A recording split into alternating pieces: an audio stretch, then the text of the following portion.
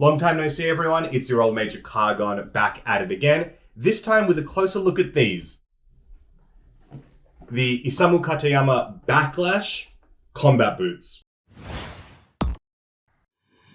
Now, if you're enjoying the content, as always, don't forget to like and subscribe, and comments are very, very much appreciated. It's lovely getting to know you all as well. And yeah, there's a Discord where you can post fits and chat. A lot of recent chats going on. It's a lot of fun, so maybe see you there. So, these combat boots. So, for those who are unaware, on my online adventures looking at clothing, mainly Yoji, let's be honest, that's what a lot of the channel is about.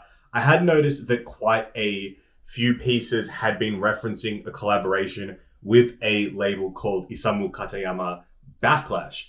And now the Yoji collaboration with them has mainly been a lot of leather jackets and things of leather, which seems to be what this label is all about. And bouncing off that, it's been a lot of fun because you see all these collaborations and it exposes you to labels and brands that you may not have been aware of. And so I did a bit of refining searches and looked up this label specifically and found that they make really, really cool pairs of shoes.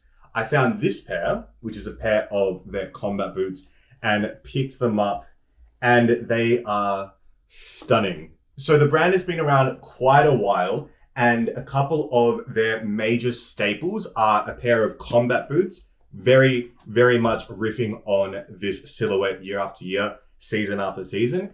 And the other pair is like a pair of engineer, more like biker boots that have like buckles on them, no laces at all, not even a zip, you just sort of slide your foot into them too. This pair though seems to fit a lot more with what I do wear, so I did pick them up to see how it would go, and they're actually pretty cool. So a closer look at them here, you'll notice that the black of the design has a very interesting texture to it.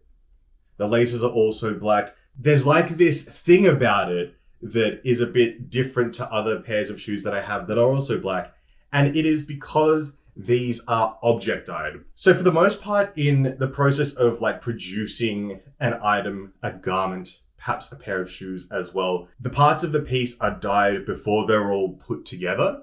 Whereas object dyeing, the piece is all constructed and then it is all dyed at once. Pairs of shoes that do this you might be aware of are like the Salomon BBS Bambas. They are constructed and then dyed, so they have this really interesting uneven look. And these ones here are object dyed and just it gives it this very interesting texture and finish that I think you just need to see in person to really, really get, but it's fantastic.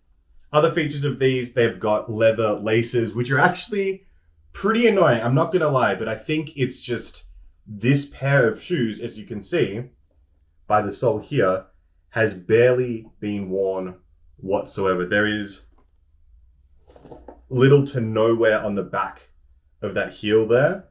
So it's very, very impressive that somebody was selling these basically brand new.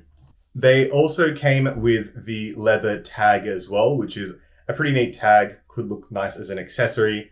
On the back here, it has, you need to do that influencer hand thing. On the back here, it has finer information on, as you can see, size 27. The ID is 50702, made from shoulder leather. This model is evergreen, so each season they release a take of these. So sometimes I've seen pairs that are a bit shorter as opposed to these long ones, but you generally see the ones with this longer shaft here. Here's the other one as well, both together. The zip hardware is Riri zips. Very, very nice zips, very smooth, very easy to take on and off. My main gripe with the shoes overall is just the leather laces. Tying them together, they come untied almost immediately. They just seem very uncomfortable. However, doing some further research on these, I have seen some sellers mention that when they did pick up their shoes from the actual shop, that the shop staff said that they do take a moment to break in. This is double shoulder leather from the right side of the animal.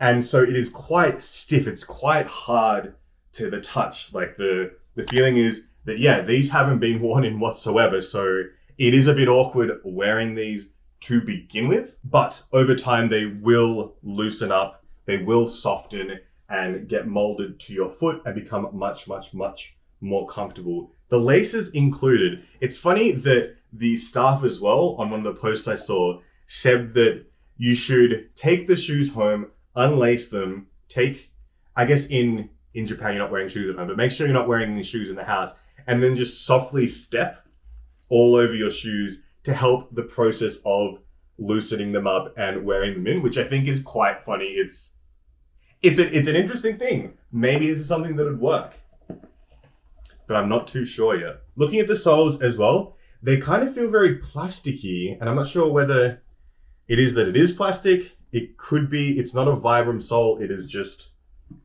a generic sole that is on there, and you can see on this that it is stitched in.